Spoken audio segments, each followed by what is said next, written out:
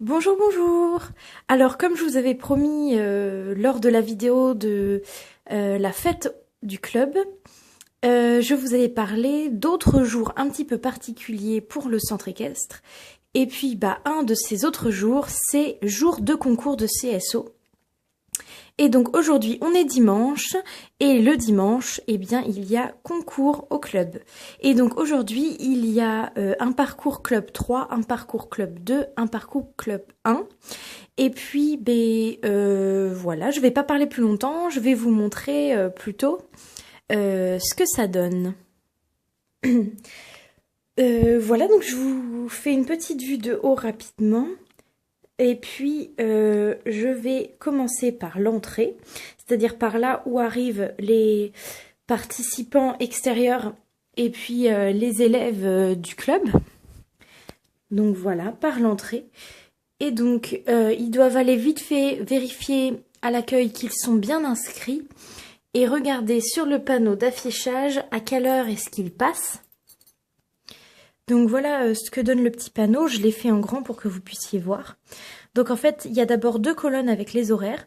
L'horaire de détente dans la carrière de dressage et l'horaire de passage pour le parcours de CSO. Et puis ensuite, le nom du cavalier et le nom du cheval.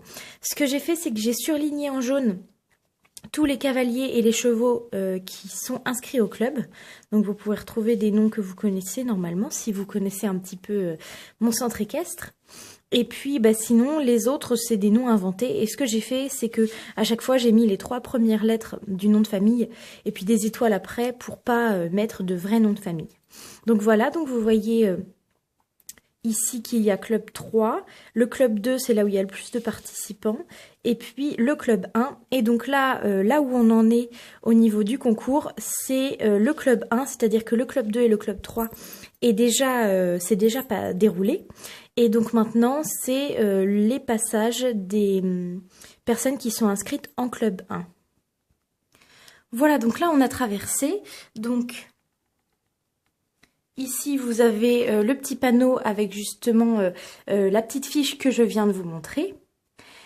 Juste à droite, il y a une cavalière qui ne participe pas au concours aujourd'hui et qui a décidé d'aller entraîner un petit peu Corail parce que vous avez vu dans la dernière vidéo que j'avais fait un set d'attelage. Et donc Corail, c'est le début pour lui de l'attelage et donc il a encore beaucoup de choses à apprendre. Donc voilà, elle a décidé de le sortir. Et puis donc une fois que les cavaliers arrivent ici, ils peuvent garer leur voiture et faire descendre les chevaux du van, enfin du vent, parce que la dernière fois on m'a dit que ça ne se disait pas van mais vent.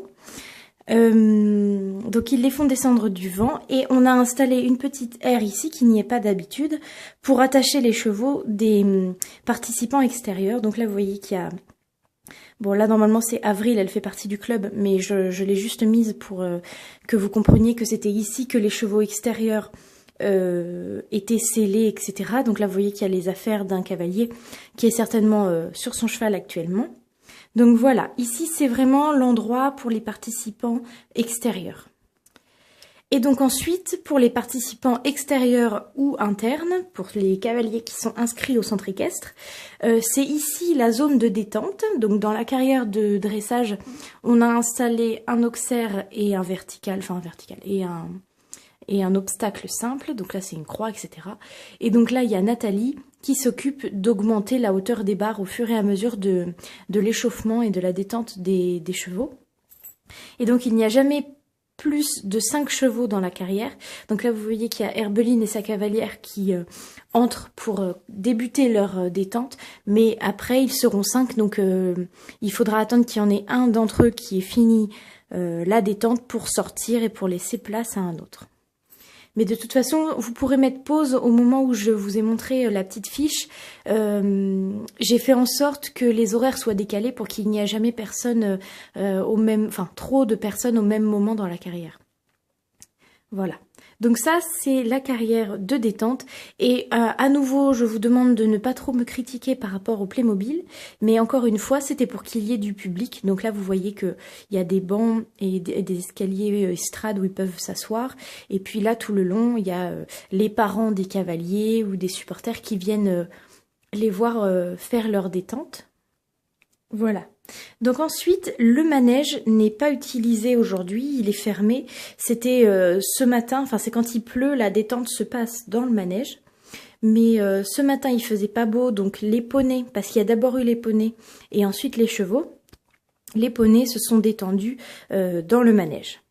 Donc ensuite, je vais essayer d'avancer à genoux sans trop faire tanguer la caméra. Voilà, donc ensuite, vous voyez qu'il y a pas mal de box vides parce que les chevaux sont montés pour le concours. Donc là, par exemple, vous avez une cavalière qui emmène Merveille, qui était dans ce box-là avec Voleur d'ombre, vers l'endroit ici de pansage, la zone de pansage. Ensuite, vous voyez la sellerie, je vous la remonte rapidement. Donc là, par exemple, il y a une cavalière qui est en train de ranger les affaires du cheval qu'elle a monté avant pendant le tour. Ensuite, ici, vous avez un cavalier en train d'attacher Nostalgie pour le préparer pour aller monter ensuite, avec des petits produits dans sa mallette. Derrière, vous avez la monitrice qui aide la cavalière à monter sur son cheval, en l'occurrence c'est Bagatelle d'Hélice. Et voilà, ça j'aime bien cette mise en scène, parce que je trouve que ça fait réaliste, la prof qui aide sa cavalière à monter à cheval pour partir ensuite faire son échauffement. Donc là, vous voyez qu'une fois qu'elle sera montée, elle pourra passer ici pour aller dans la carrière de détente avant son passage. Ensuite ici, comme je vous disais, il y a la petite aire de détente avec des petits crochets comme ça. Et donc là, il y a une cavalière qui est en train de préparer Figaro. Voilà. Ensuite là-bas, une autre cavalière qui a tout préparé ses affaires, etc. pour préparer Azkaban. Et ici également, un autre cavalier qui a déjà mis le filet et qui va passer la selle à Voltaire. Et donc là, vous avez également Hirondelle qui, visiblement, vient de la carrière de détente, de dressage. Elle est arrivée ici et elle attend, puisque c'est son tour après, de passer le parcours. Donc, ce que j'ai installé comme infrastructure autour de la carrière de saut d'obstacle, c'est la petite cabane des juges. Donc là, vous voyez qu'il y a le juge. Hop là. J'ai rajouté des petits escaliers qui n'y étaient pas la dernière fois pour qu'ils puissent monter.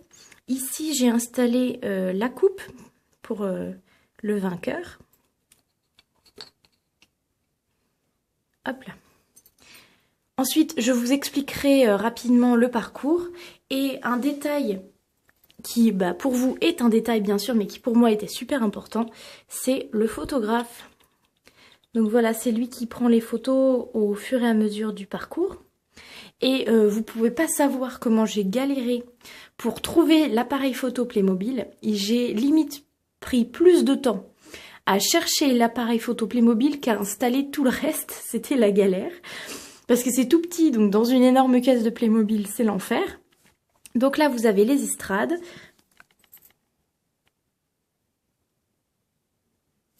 Avec donc le petit panneau qui demande d'être assez silencieux. Et donc là, à nouveau, vous voyez que ce sont des Playmobil. Alors s'il vous plaît, n'en tenez pas rigueur. Dites-vous plutôt que c'est vraiment pour qu'il y ait du public, parce que évidemment, un concours, quand il y a personne qui vient le voir, c'est pas aussi bien que normalement, quoi. Donc là, c'est Abricot d'Hélice qui est en train de passer le parcours, et donc je vais vous l'expliquer rapidement. Donc je vais d'abord vite fait vous le montrer comme ça avec le doigt, vous montrer le chemin, etc. Et ensuite, je ne parlerai plus et je ferai avec la caméra le parcours. Donc là, Abricot est au début du parcours, c'est-à-dire que là, on prend le galop, etc. On tourne là, et c'est le numéro 1. Ensuite, le numéro 2. On reprend la piste ou pas. On passe derrière celui-là. Et là, un simple, puis le double. On passe derrière le rose. le violet. On fait 3/4 de tour pour revenir sur le rose et orange. On prend bien serré l'auxerre orange. En diagonale, le bleu avec le bidet. Et le numéro 10, le plus haut avec les bacs à fleurs. Donc les difficultés, c'est les ballots de foin. Parce que les chevaux sont évidemment attirés parce que c'est du foin. Le bidet, hein, il y a quand même pas mal de chevaux qui ont peur du bidet. Il y a 2 palanques, une ici et une là. Ici, le bac à fleurs, et puis là, ce sont 2 palanques. Et puis le double, évidemment. Et voilà.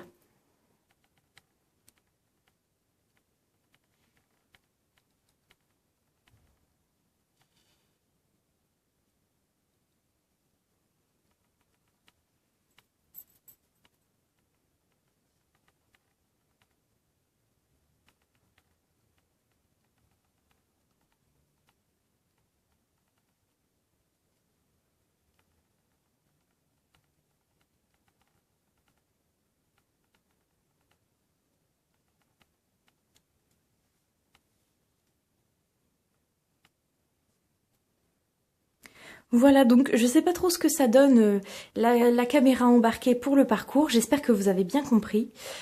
Donc je pense que ma vidéo est terminée.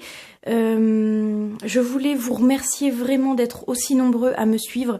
C'est vraiment extraordinaire. Je suis mais tous les jours, à chaque fois que je regarde mon compte, je vois le nombre d'abonnés qui augmente, qui augmente, qui augmente. Et vraiment, je suis mais enchantée par ça. Et surtout, et je pense que vous le savez maintenant, c'est que j'adore répondre à vos commentaires, donc surtout n'hésitez pas à en mettre, parce que j'y répondrai toujours, d'une part, et en plus, ça me fait super plaisir d'y répondre. Donc je les attends avec impatience, ces commentaires, et puis je vous remercie d'avoir regardé ma vidéo, et je vous dis à la prochaine, j'espère vraiment que ça vous aura plu. Allez, bisous tout le monde, je vous adore.